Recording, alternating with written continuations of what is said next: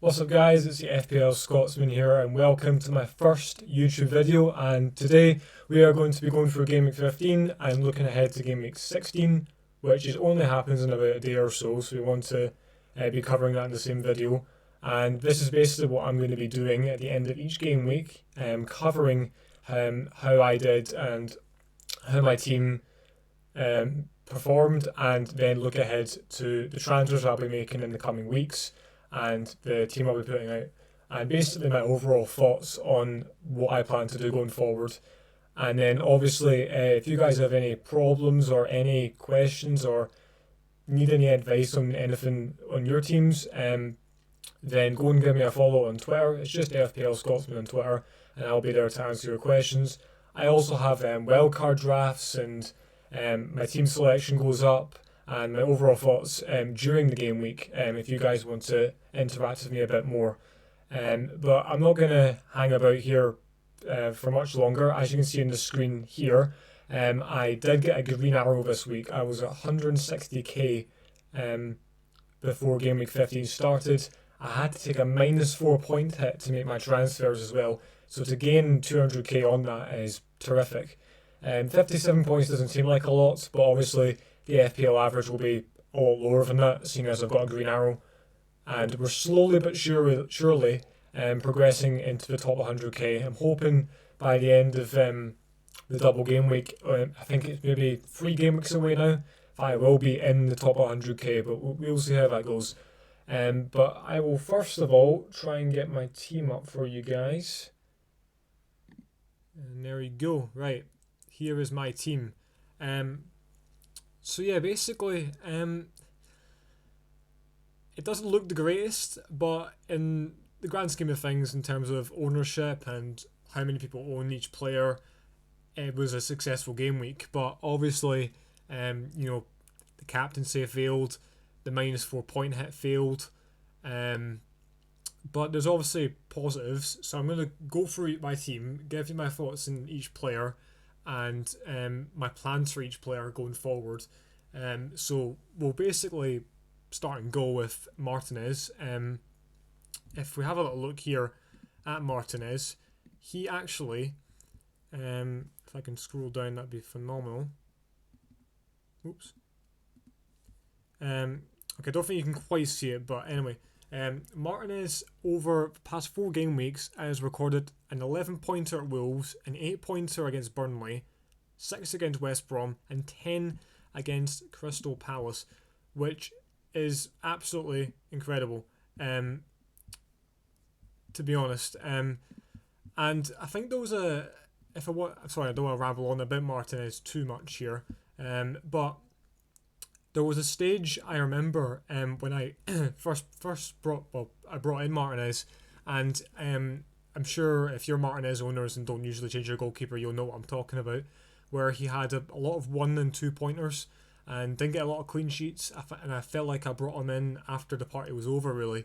But it seems over the past, probably since the clean sheet away at Arsenal, he's started to reach a lot of form, get a lot of bonus points and save points, and despite him having, I think it's Chelsea and Everton coming up, and not having a double game week, I'm still happy to hold him because I know Villa are solid at the back. Obviously, the game against Chelsea on Monday is not going to be ideal with Mings out, but I'm still pretty confident that he can give me at least some save points anyway. And while we're on Villa, I thought they did absolutely brilliantly against Palace, down to 10 men, and they still wanted to attack. And I think we may as well talk about Jack Grealish. The man should have had about 15-20 points. There's another person in this team that should have had a double-digit haul as well, but didn't get one. But Jack Grealish was one of them. If Ollie Watkins could shoot to save his life, I think Grealish could have had about 4 or 5 assists in that game. But at the end of the day, if Grealish signs for somebody big, he has to be up there with your Bruno Fernandes and your, well, I was about to say De Bruyne, but I'd probably say Salah. So yeah, I'm disappointed that Grealish didn't get anything, but he's really highly owned anyway, so it wasn't exactly a blow in terms of my overall rank. And yeah, despite Villa's hard fixtures, I'm absolutely happy to hold these two into the double game weeks as well. So next person, we got Dallas, I think. And Dallas is another one as well where he at first wasn't exactly the greatest, but over the past few weeks we've seen, pardon me,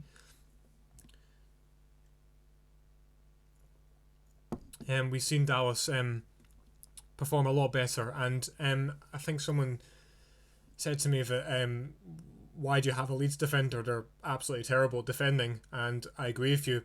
Dallas over the past few weeks has purely been there for his goal threat, and he's scored a few goals over the past few weeks. But this weekend, basically, could not have gone better for me in terms of owning a Leeds defender, because although I was happy that Dallas was scoring and assisting, I always had in the back of my mind, if he didn't do that, we'd be sitting on a 2 or 1 pointer every week. And this week I thought Leeds were really under the cosh in terms of Burnley were whipping balls into the box, really causing a threat, probably deserved a point, but Leeds defended probably the best I've seen them defend all season. So that is very, very encouraging. And Dallas does indeed play West Bromwich Albion next. So that's a really good fixture for him as well. Has Spurs away, probably will bench him then, but then he goes again Brighton, Southampton double game week. So I'm happy to hold Dallas for the double game weeks as well. We may as well touch on Patrick Bamford as well.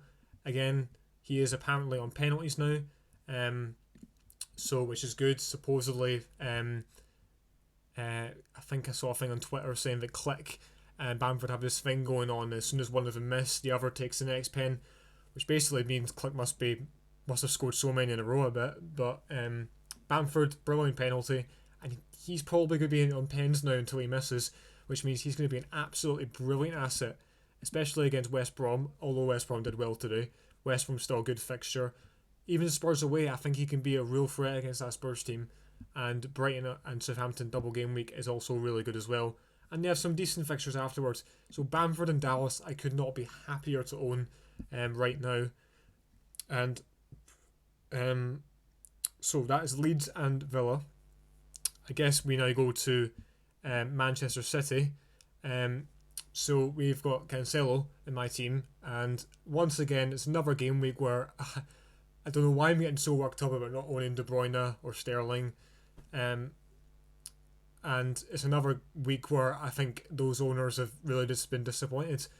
I know Sterling got the assist, but really for an £11.5 million player, you're looking for more than an assist. Although I think Sterling right now is probably a better option. I think he scored against Southampton last week as well. But De Bruyne De Bruyne, for me, if you have De Bruyne, I'd definitely sell to get Bruno or Salah, or if you already have one of those two, I'd probably say, Mane's a good option now. He did quite well against West Brom. There's quite a few better options, I think. Or even if you want to downgrade and get back, maybe get Jamie Vardy for his good fixtures, I think there's a lot more you can do with the money for De Bruyne right now. I don't think he really is. I don't think he's really looking that good for his price. But anyway, I own Cancelo, and obviously the Kyle Walker positive test meant I was a bit more confident going into this game week. Knowing that Cancelo would start, and I think Cancelo probably had the best performance in a Man City shirt, and despite only coming away with a clean sheet, 2 bonus points and a yellow card. I watched the second half of this game, and mainly because I saw so much stuff about Cancelo having a brilliant first half, and he had almost just as good good second half.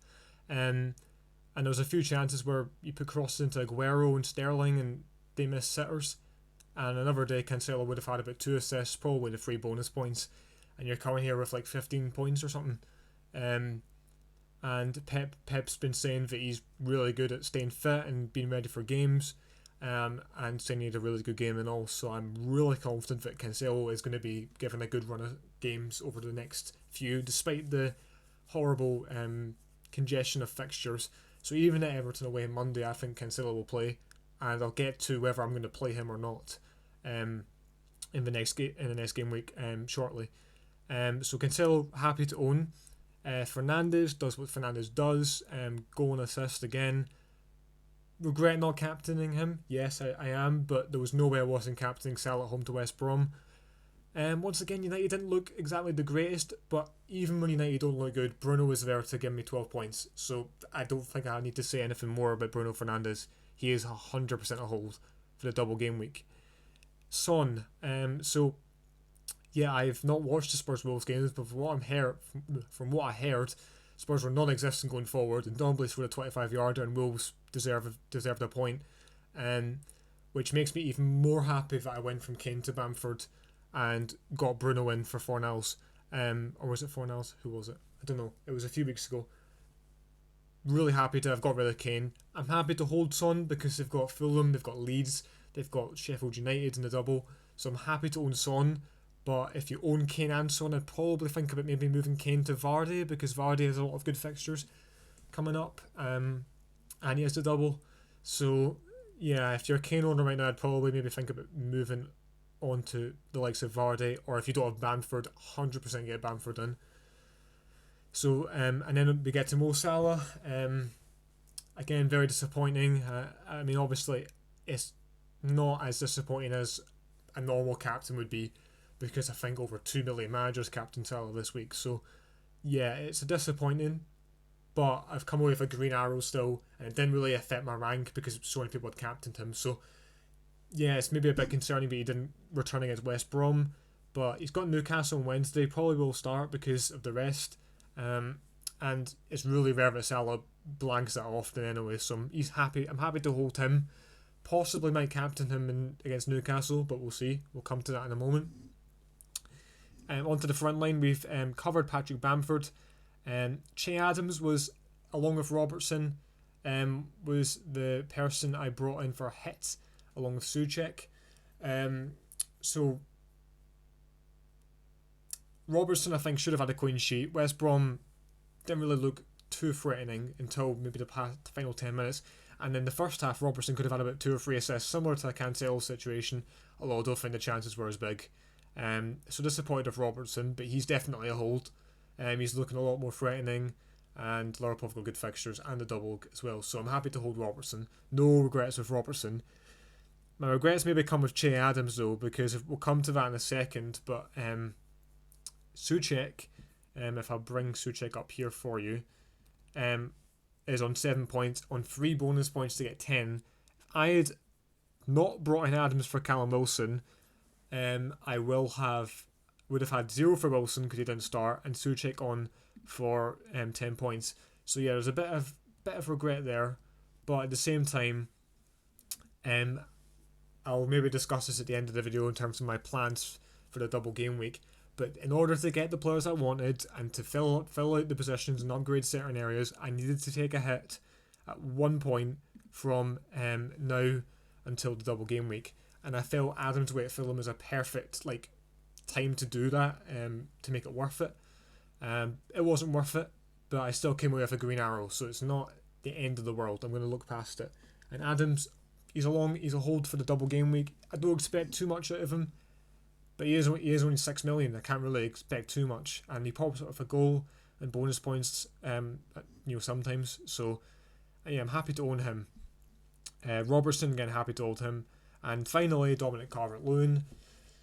If we have a look at Calvert-Lewin, yeah, I'm not really happy. He got a goal against Burnley. So he blanked against Leeds, scored against Burnley, assisted against Chelsea, Leicester and Arsenal, and blanked against Sheffield United. And he's not scored. He scored once in his last 6. So it's one of those situations with Calvert-Lewin where I expect more from him. He's obviously gone in a bit of a drought. Sheffield United away was definitely the chance for him to get a good haul since the Fulham game. But yeah, I mean, it's a little disappointing, but at the same time, he's so highly owned and I've made a bit of money on him that I don't really want to get rid. I want to keep him because I know he's going to do better when James comes back, which shouldn't be too long. He's really highly owned as well. If I take him out and he scores, then that's going to hurt my rank a lot as well. So I'm also a little bit scared. And also, there's not many strikers around that 7-ish, 8-ish million bracket. So I'd have to probably downgrade somebody, which I'm not looking to do, and it would also mean I need to take another hit to take him out for the double. But if you have the transfers available, I definitely think maybe about moving them on. Him to Bamford if you don't have Bamford. Upgrade him to Vardy if you can downgrade somewhere else. It's definitely something you should maybe think about because he's not exactly been the greatest over the past few weeks. But yeah, Calvert-Lewin for me is a hold for other reasons. And that should round up my team. Obviously, Souček on 10 points off the bench. Happy with his. I'm happy that he's done that because not only does it mean his price will probably go up, but he's quite good for the double. Burnley and West Brom and Palace after that as well. He's good for the double as well. So I'm happy that he's not. I've not just brought him in and he's doing nothing. Obviously, it would have been lovely if I had somebody who got benched and I could just bring them on, but that wasn't exactly the case. So that basically rounds up my team and game week 15. I think now I'm going to go and basically show you guys what I have planned for next week. Bring the team up here for you guys. Right, so this is currently the team that I'm going for next week. But this team will change when I make the transfers, which I'm planning on doing tomorrow morning, because there's a chance that Lamptey's price doesn't drop before the deadline tomorrow, which means I'd probably get rid of Kilman. So I think Lamptey may be back for Arsenal, I'm not too sure. But I'm planning on doing Lamptey or Kilman to Charlie Taylor, who plays, I think, Sheffield United at home, and then Fulham at home in the next game week, and he has the double. So I'm going to bring in Charlie Taylor, pretend Lamptey's Charlie Taylor, and he's going to play it over Calvert-Lewin. You might think I'm going absolutely mental right now, but Calvert-Lewin is getting benched this game week. I just feel Ancelotti's saying he's going to rest players against Man City. They've only just played Sheffield United and grinded it a 1-0 win. City are, I think, considered the less amount of shots out of any team in the league, and Everton just don't look like they're creating enough going forward. So I think City will keep a clean sheet, which is why I'm playing Cancelo. And I think Charlie Taylor at home to Sheffield United has a better chance of getting points than Calvert-Lewin at home to Man City. Obviously, there is a good amount of time until the deadline tomorrow at 1:30, so that could easily change. I might wimp out of it and, keep Calvert-Lewin in. So the plan is to go Charlie Taylor not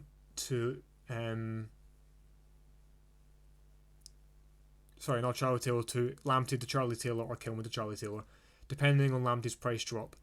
And just to close the video, that is basically the team for next week. If you want to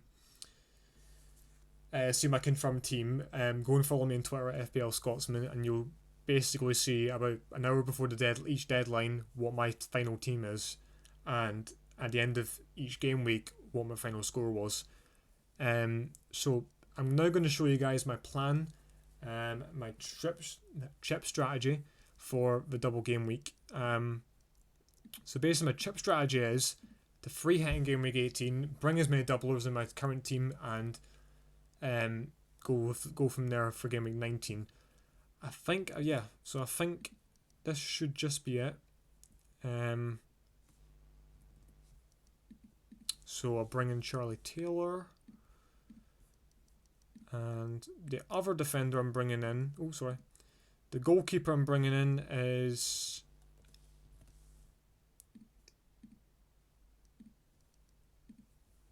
Meslier, and I'm bringing in right. So this is basically my plan for the double game week. So this week is Charlie Taylor in for Kilman or Lamptey. Next week will be Balbuena in for the other that didn't get transferred out. And then game week 18 comes around. Just to keep in mind, guys, that if you make a transfer before you play your free hit, that transfer will not count. So do not do it. And you always have one transfer after the free hit. Doesn't matter if you've rolled a transfer or whatever, so make your transfers now. So then I'll have one more left in game week 19 for the double, and I'll bring Meslier in. So my team will I think my team will be Martinez at home. Let me just check. I've got a bit of paper on the fixtures. So Martinez at home to Everton, Meslier double, home to Brighton, home to Southampton. Robertson home to Man United, home to Burnley. Cancelo home to Palace. Balbuena home to West Brom, home to Burnley. Dallas home to Brighton, home to Southampton. Taylor is away at West Ham, away at Liverpool. I know he's got a hard set of double fixtures, but it's still a double, and he plays. I'm mainly bringing him in for the 2 fixtures prior to that. We'll have Grealish home to Everton, Son away at Sheffield, Salah, Man United, Burnley, Fernandes, Liverpool, Fulham, Adams, Leicester, Leeds, Bamford, Brighton, Southampton, and Dominic Calvert-Lewin, Villa, and then Souček, West Brom, Burnley, and yeah, I think that's everybody. Balbuena as well, I think I said him. So that is basically my double game week strategy. Obviously, I would say that it's likely to change, but I honestly don't think it will.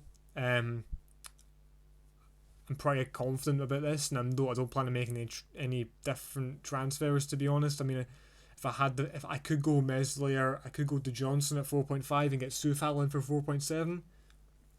But West Ham didn't look exactly great today. Balbuena always has the chance from set plays, and he's a lot cheaper option, providing he doesn't go for a price rise. But yeah, that's the plan for the double game week. Obviously, that will change, and remember to tune in to my next few videos to see if I have any changes.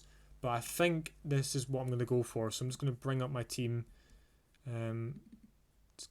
Make sure I'm not making these transfers. That would be really tragic on my first video.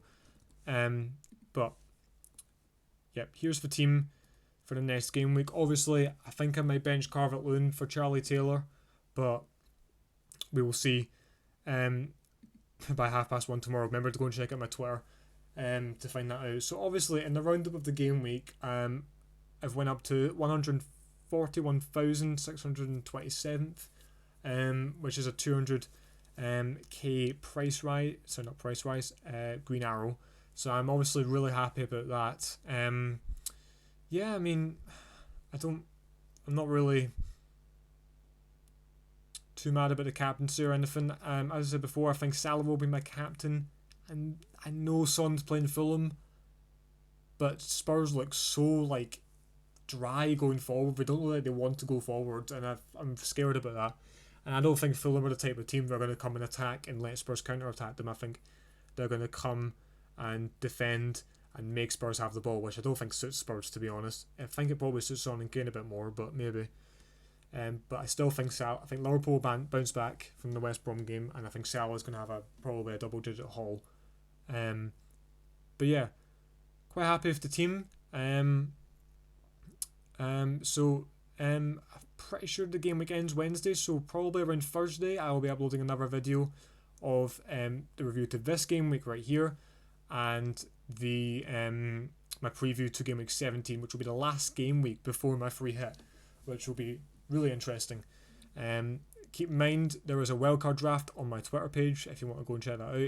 If anybody is using their wildcard, because remember this is the last week you can use it before we go get our second one. So yeah, that probably will close the video. If you guys enjoyed the video, please hit the like button. That would really help me a lot to grow, and subscribe as well. I would also really appreciate that, and I'd probably even appreciate it more if you went and interacted with me on Twitter. I've got a lot of advice to give, and if you guys need any help with your teams, any transfer tips, any wildcard drafts, free hit drafts, just drop me a DM or reply to a tweet on Twitter, and I'll definitely be there to give you guys any advice on your teams. So thank you guys for tuning in, and I'll see you guys in the next one.